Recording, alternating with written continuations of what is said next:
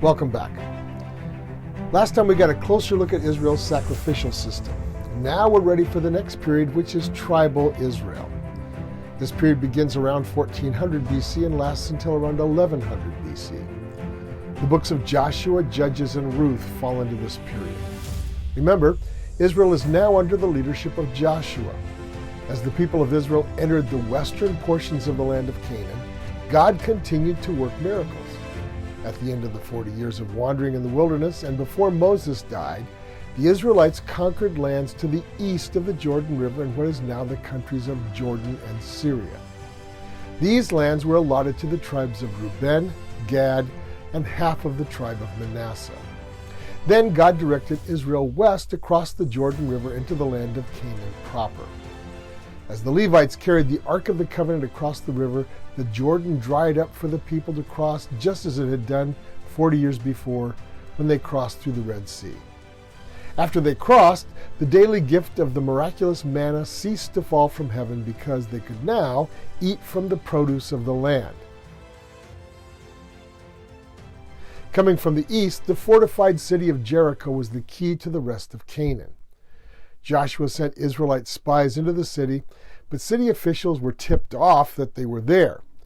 Rahab, who seems to have been a woman of ill repute, hid them in her house in exchange for her own life. This enabled the spies to escape and report back to Joshua. Days later, Israel conquered Jericho. And you may remember that they marched around the city for 6 days, led by the priests and Levites blowing their trumpets. On the seventh day, they circled the city 7 times, and when the people gave a great shout, the walls collapsed. Jericho was captured then, and Rahab and her family were spared, and the city was burnt and all that was in it. Well, that seems really drastic to people today, so let me try to explain why God commanded that the people of Jericho and all the inhabitants of Canaan should be wiped out. At this point, I need to give you a heads up. What I'm about to say could be disturbing to some people. I'm not apologizing for it because it's what the Bible teaches, but I do want to warn you ahead of time. The conquest of Canaan by the Israelites and their destruction of Canaanite society and its people has been a huge stumbling block to people over the centuries. But if you don't understand the depth of wickedness, evil, and darkness that the people of Canaan had sunk to, it could indeed seem like God is hateful and bloodthirsty, as many critics have charged. Richard Dawkins is the most recent example of these critics who accuse God of being genocidal. In Genesis 15, God promised to give Abraham the land of Canaan for his descendants. But he warned Abraham that this would not happen for more than 400 years. Well, why wait that long? Well, God gives this reason in verse 16. The sin of the Amorites has not yet reached its full measure. In other words, in Abraham's time, the inhabitants of Canaan, which included the Amorites, were not yet so evil that they were beyond redemption. While Abraham lived there as a nomad, he was able to make alliances with his Amorite neighbors, though he was forbidden by God to allow his son Isaac to intermarry with their daughters. In general, the people of Canaan left him alone and allowed him to prosper. So they weren't beyond God's working with them. But there is something else, and I think this is significant. There is no mention of giants living in Canaan during Abraham's time. So in the 400 years between Abraham's time and the Exodus, what changed? Well, we don't know the details exactly, but it seems that in that time, the people of Canaan came to the place where they completely embraced evil. They worshiped the god Baal, who was believed not only to be the god of storms and harvests, but also a god that demanded to be worshipped as the god, the chief god. In effect, Baal replaced the true god. Baal had a wife known as Ishtar. The Romans called her Venus. She was the goddess of sexuality, and her worship involved the expression of the goddess's nature. Temples, shrines, and festivals featured this type of sexual activity. And that's bad enough, but it gets worse. There were other deities like Moloch, who in exchange for his blessing demanded child sacrifice. So in embracing these things, Canaanite society spiraled downward. All sorts of perversions came to be considered normal. Think Sodom and Gomorrah, which had already gone in that direction during Abraham's time. Canaanite society reflected this darkness. All forms of cruelty, violence, theft, dishonesty, abuse, and the rest were common. These are the sorts of things that we're in fact beginning to see the start of in our own society even now. There's even a deeper layer here. There is a cryptic statement in Genesis 6, verse 4, which says, the Nephilim, or fallen ones, were on the earth in those days, and that means before the flood, and also afterward when the sons of God went to the daughters of humans and had children by them. They were the heroes of old, the men of renown. Simply put, before the flood, the Nephilim were on the earth, and afterward they somehow managed to return. For centuries, Bible readers have struggled with what it means when it describes Nephilim as the products of the union between the daughters of men and the sons of God. The more acceptable interpretation is that it's simply talking about marriages between godly men, sons of God, and ungodly women, producing bad children. But that happens in our time without necessarily producing strange offspring, so it doesn't make a lot of sense. An older interpretation of this passage isn't as acceptable to modern people or even to most modern Christians. This view sees the term sons of God as a way of talking about angelic beings. These supernatural beings seem to have some sort of ability to manifest themselves in human-like form and produce children with human women. These offspring would be, then by definition, superhuman or superheroes, if you like. If these fallen ones are the offspring of demonic beings, then they would be superhumans with evil natures. And it's not just the Bible that speaks of this. Think of the mythologies of the Greeks and the Romans where gods married human women and produced superheroes. The Bible seems to indicate that these creatures are the result when human society degenerates to the very bottom and embraces evil. At least some of these Nephilim seem to have been physically gigantic. Think Goliath. When the Israelites scouted out the land in the book of Numbers, chapter 13, one of the things that they saw there were these giants, and they were terrified of them. This interpretation seems to account for why God wasn't ready to judge the milder forms of evil practiced by the Canaanites during Abraham's time. However, by the time of the Exodus and Joshua, the evil was beyond fixing, and it simply needed to be eradicated. Now, understanding this is important, not just to wrap our heads around what the book of Joshua teaches about Israel's conquest of Canaan, but more fully to grasp what Jesus has done for us. Jesus didn't redeem us simply from broken lives and bad habits. He saved us from the darkness that has invaded our world and infected every one of us to one level or another. Without God's restraining power, and especially without His personally showing up as one of us in Christ, all society would sink to the level that it reached before the flood and afterward among the Canaanites.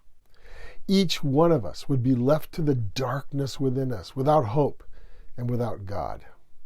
Okay, after Israel conquered Jericho, they concentrated on the other southern cities of Canaan, which they also conquered. Then they turned north and took lands all the way into present-day Lebanon, driving survivors of the conquest out of these territories. Of the 12 tribal leaders sent to spy out the land of Canaan after the Exodus, only 2 remained after the 40 years in the wilderness, Joshua and Caleb. It was Caleb and his clan from the tribe of Judah who took the major city of Hebron and drove out the giants living there. The book of Joshua doesn't say where they went, but there's a natural escape route from Hebron leading down to the Mediterranean coast toward Philistine cities like Gath. Later, the Bible records that Goliath, the giant killed by David, was from Gath. The rest of the book of Joshua records the division and settlement of the regions that they captured. Now keep in mind that God promised them much more than they ended up conquering and settling, lands that are now in central and northern Lebanon and in Syria. They'd already taken lands in the western part of Jordan, but Israel settled only a fraction of what God had promised them, if their faith and endurance had been up to it. After years of fighting, they divided the territory that they conquered into 12 tribal units, with the Levites scattered among the other tribes. Okay, so let's review. Jacob had 12 sons. But if the tribe of Levi got no territory, how come there were still 12 tribal territories? Well, remember that because of his faith and his role in saving his family during the 7 years of famine, the patriarch Joseph had assumed the place of the firstborn among Jacob's sons, even though he was nearly the last one born. Because of this, Joseph received the firstborn's double portion. So, instead of a single tribe of Joseph, the descendants of his 2 sons were each made into tribes, Ephraim and Manasseh. Each of them received a territory, bringing the number back up to 12. The book of Joshua ends with Joshua warning Israel to remain faithful to the covenant and serve the Lord with all their hearts. This map will give you some idea of the layout of the tribal territories. The territories begin in the north with Asher and Naphtali and go all the way south where the tribes of Simeon and Judah settled. The tribes were allotted lands that fit their population sizes and needs. You'll remember that there are also several tribes to the east of the Jordan River, Reuben, Gad, and a portion of the huge tribe of Manasseh. These tribes had received their lands before the territory west of the Jordan River was entered and conquered. The whole area of settlement is a bit more than 100 miles from north to south, and maybe 40 or 50 miles from east to west. Again, in the metric system, that's about 160 by 80 kilometers. Estimates are that combined, Israel may have numbered several million people. Also, even after the conquest, there were significant pockets of Canaanites and their subgroups, Philistines, Amorites, Hittites, Perizzites, Jebusites, and Gibeonites, that were not driven out of the land. Some of these people were enslaved by the Israelites, and they remained separate for a while. Several Canaanite cities on the Mediterranean coast held out against the Israelite conquest, and among them were the seafaring cities of Tyre and Sidon. The tribes of Naphtali, Asher, Dan, and Zebulun were allotted territories in the lands around these cities, and according to Judges chapter 5, verse 17, elements of these tribes eventually got involved in trading by sea along with their Canaanite neighbors. The Greeks, who traded with all of these people from the eastern Mediterranean, seem to have called these merchants by the blanket term Phoenician. To the Greeks, a Phoenician was someone who traded in the purple dye that was so famous in that region. So the Greeks tended to label traders from the eastern end of the Mediterranean who spoke a Semitic language as Phoenicians. As I mentioned, most Canaanites were eventually conquered or driven out completely. God warned Israel through Joshua not to associate or intermarry with these people because their lifestyle and practices were so evil that if they mingled with them, it would lead inevitably to forsaking the covenant and participating in their evil ways. Unfortunately, within a generation or two after Joshua's time, this mingling and bad influence did happen. Now let's move on to the portion of this period represented by the book of Judges. Reading Judges can be a bit depressing. It records Israel's fickleness as they grew lax and lost commitment to God, and then interacted and mixed with the remnants of the Canaanites. There are a number of cycles in which Israel moved from the faithful people of Joshua's time into covenant-breaking idol worship and wickedness. This cycle repeated itself several times over more than 300 years. And each time, Israel fell away, and God allowed them to be oppressed by surrounding peoples who made their lives absolutely miserable. Their suffering eventually caused Israel to wake up and cry out to God for deliverance. And when they called on him, God would raise up a judge to lead them to overthrowing their oppressors and bring them back to faith in the Lord. This cycle repeated over and over again, sometimes involving all of the tribes and sometimes only some of them. The entire period lasted about 350 years. All right, what was a judge?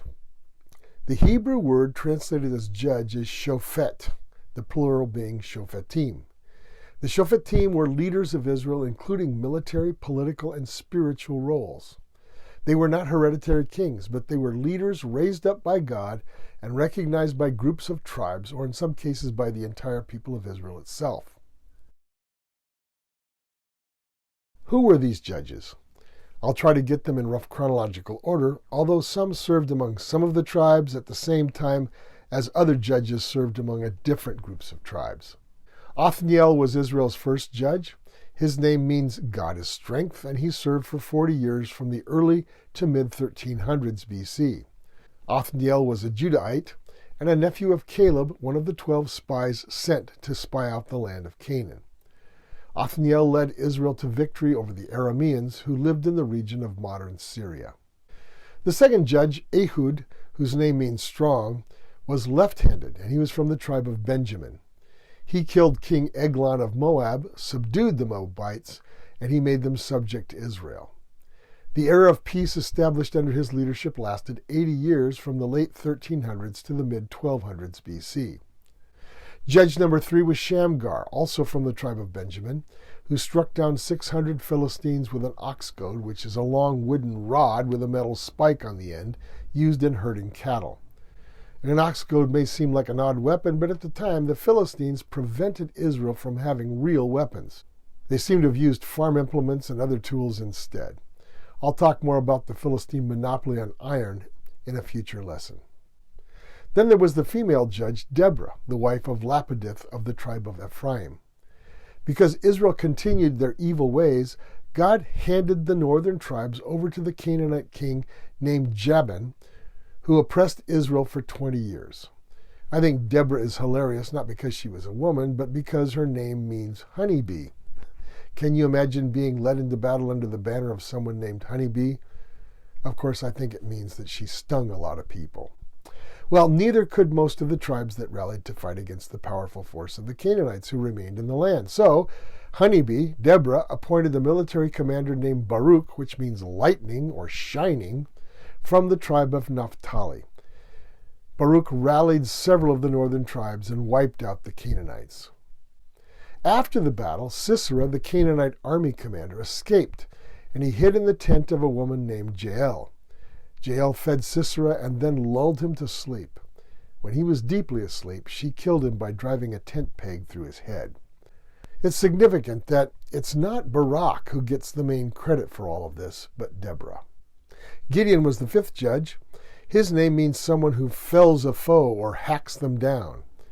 He was also known sometimes by the name of Jerubbaal because he destroyed the idols of Baal that Israel had been worshiping. Jerubbaal means, let Baal defend himself. And that's an odd nickname. It comes from Gideon's father Joash, who is the source of that nickname, because when the elders of the tribe of Manasseh heard that Gideon had smashed Baal's idols, they were furious. They thought Baal would punish them all for chopping down his idols, so they showed up at Gideon's house to kill him. The father, Joash, confronted them with the words, if Baal is really such a great god, he doesn't need you to avenge him. He can defend himself. Jerubbaal, let Baal defend himself. Again, because of Israel's abandonment of the covenant, God sent the Midianites to punish Israel. These marauders destroyed crops, killed people and livestock. At first, Gideon resisted God's calling because he considered himself to be a nobody. But God reassured him through a series of miracles. On the first night after Gideon asked for a sign from God, God sent dew on a dry sheepskin laid out on the ground, but leaving the ground bone dry. The next night, God made the ground wet, except for the sheepskin, which was completely dry. Gideon defeated the vast horde of Midianites with only 300 men. You may recall that the 300 were chosen among thousands who rallied to Gideon as the ones who lapped water from the spring, maybe by scooping it with their hands. The vast majority lay down on their bellies and drank with their mouths directly from the spring. And so that was how the 300 were chosen. Gideon served as judge from the early to the mid-1100s BC. One of Gideon's sons, Abimelech, succeeded him, but he sought to make himself king, and he's often not counted as a judge. His influence was one of bloodshed and strife. Tola was judge number 6. He was the son of Puah of the tribe of Issachar, and he led Israel 23 years after the death of Gideon. His name means crimson, or bright red, which might indicate that he was a redhead like King David was 100 or so years later.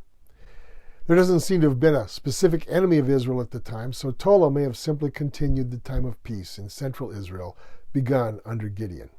Jair was a Gileadite. Jair means God enlightens. Now Gilead was a descendant of Manasseh, whose clan was allotted the territory also called Gilead on the eastern side of the Jordan River north of Gad and Reuben. He led Israel 22 years in the late 1100s BC, seemingly ruling mostly over the eastern tribes.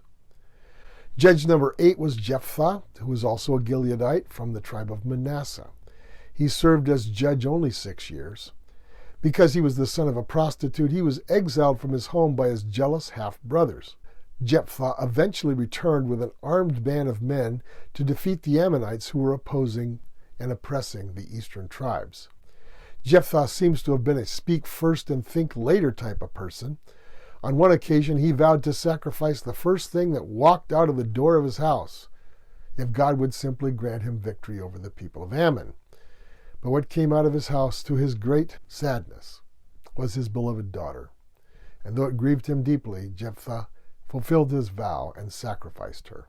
I'm sure you've seen this already, but God sometimes uses some very strange people to accomplish his will, which should be an encouragement to all of us. Here's another example of how Israel was never fully unified. After defeating the Ammonites, Jephthah went on to war with his fellow Israelite tribe of Ephraim from the west side of the Jordan River. The Ephraimites had felt insulted because they didn't get to participate in the defeat and plundering of the Ammonites. They threatened Jephthah and the Gileadites, who fought back and won. As the battle turned in favor of the Gileadites, Jephthah's men captured and executed many of the retreating Ephraimite soldiers as they tried to cross back west over the Jordan River. An interesting fact is that they identified the Ephraimites by their different pronunciation of the word shibboleth, one meaning of which is a flowing stream. Apparently there were dialect differences between the tribes, which illustrates that they were not completely unified culturally and linguistically. The Ephraimites couldn't say shibboleth, instead they said sibulet. English speakers can understand this type of thing. For instance, Americans say sorry and Canadians say sorry. People in the northern United States say oil, while many people in the southern United States say owl. These differences are a dead giveaway for North Americans as to where a person grew up. So we can see how that might have worked out in the time of the judges. Judge 9 was Isban of the northern tribe of Asher, whose hometown was called Bethlehem. Of course, this was not Bethlehem in Judah, where David was from, but it was another town by the same name in northern Israel. All we are told about him is that he judged Israel for 7 years, and that he had many sons that he married off to women of other tribes, perhaps hoping to unify Israel in that way. Next came Elon from the tribe of Zebulun. We know even less about him. He ruled for 10 years in the mid-1000s BC. Judge 11 was Abdon, son of Hillel, an Ephraimite, who had many sons and grandsons that he provided with the finest of donkeys that they used to travel around on. He ruled Israel 8 years following Elon. The final judge, number 12, was Samson of the tribe of Dan in the southwest of Israel near the modern Gaza Strip. For 20 years in the mid-1000s BC, he harassed the Philistines. He was known for his Nazirite vow in which he did not cut his hair or drink alcohol. His commitment to his vow brought God's blessing of enormous strength. Samson is also known for having a weakness for devious women, which eventually led to his capture and humiliation by the Philistines, who blinded him and cut his long hair. In his captivity, Samson allowed his hair to regrow. Then he appealed to God for a restoration of his strength when he was brought to show his strength at a Philistine religious festival. While standing beside the main pillars in the great hall where many Philistines had assembled, he killed many of them and himself by pushing over the pillars and collapsing the roof on them all. Later, Eli and Samuel also acted as judges, but they are often classified in this separate category since they led all of Israel in more of a spiritual role at the same time as regional judges like Abdon and Samson were active. The book of Judges ends with a degrading episode on the part of the tribe of Benjamin, for which they were severely judged by the other tribes. This chart gives some idea of the sequence of judges and the oppressor nations that they defeated. It's important to keep in mind that until the tribes formed a unified kingdom under Saul, David, and Solomon, They functioned as a loose confederation of tribes and clans. Sometimes groups of them would band together to fight off a common enemy. At other times, they'd make war on each other. As I mentioned a little while ago, Deborah and Baruch celebrated a huge victory over a group of Canaanites. They rallied the tribes of Ephraim, Manasseh, and Zebulun, as well as Issachar, to defeat these aggressors. However, in her victory song recorded in Judges 5, Deborah scorns other tribes like Reuben and Gad for looking to their own interests instead of aiding their fellow Israelites. She also disdains the coastal tribes of Asher and Dan for ignoring the plight of their fellow Israelites by remaining in their ports and on their ships. So Israel was far from a united people even in those days. For modern readers, it's hard to get a sense of how long the period of Judges took. The Bible itself says it lasted more than 350 years. Some of the nations that oppressed Israel seem to have only affected certain tribes and regions. That's why most of the judges had only limited influence. Deborah and Barak were from Galilee in the north. Gideon ruled central Israel. Samson was from the southwest, and so on. Another hint at the lack of unity of Israel's tribes is shown in that almost from the time of settlement under Joshua, the southern tribes of Judah and Simeon seem to have overlapped with each other and remained aloof from the rest of Israel. Though Simeon retained its identity to a degree, it did so within and under the domination of the much larger tribe of Judah. Also, consider this.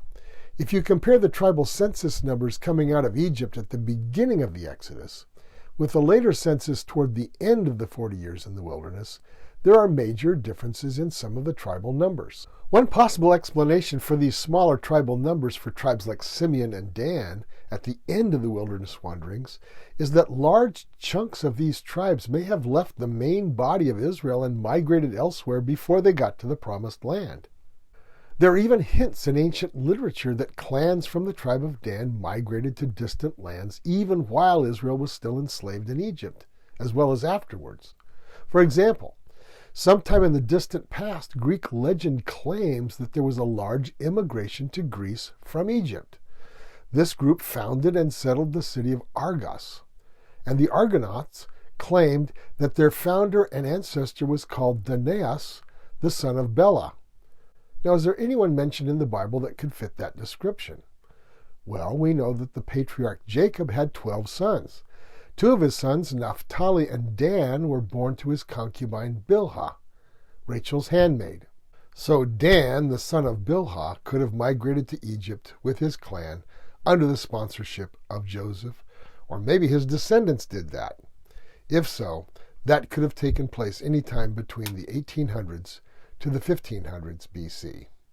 Also, Greek legend speaks of a major invasion of Greece around 1100 BC. This invasion is referred to as the Dorian invasion, and it changed the culture of Greece.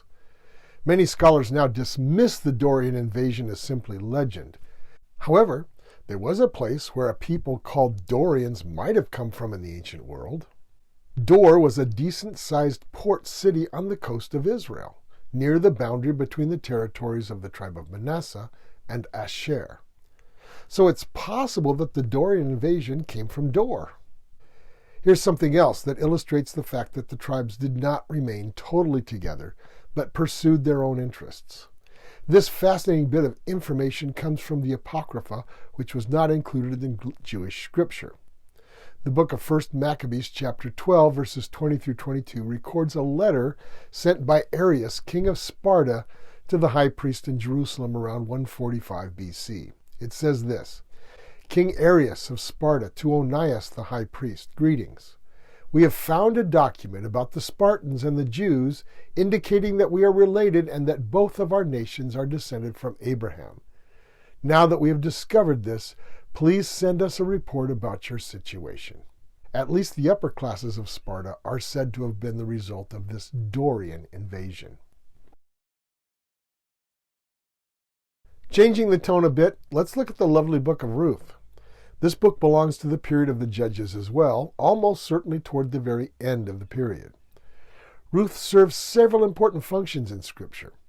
For one thing, it gives a nice snapshot of what life was like in tribal Israel around 1100 BC. couple of generations before the time of the kings. It also provides the necessary background that we will need later in the book of Samuel and also the books of Kings and Chronicles. They concern the royal line of David. The book of Ruth also reminds us that in working with Israel, God never forgot the Gentile nations because Ruth was not an Israelite. By the way, we'll be talking about Gentiles in this course from time to time. A Gentile is anyone who is not an Israelite, regardless of race or nationality. Ruth was from the neighboring people of Moab, distant relatives of the Israelites who lived east of the Dead Sea. The Moabites were descendants of Abraham's nephew Lot. The story begins with the family of Elimelech.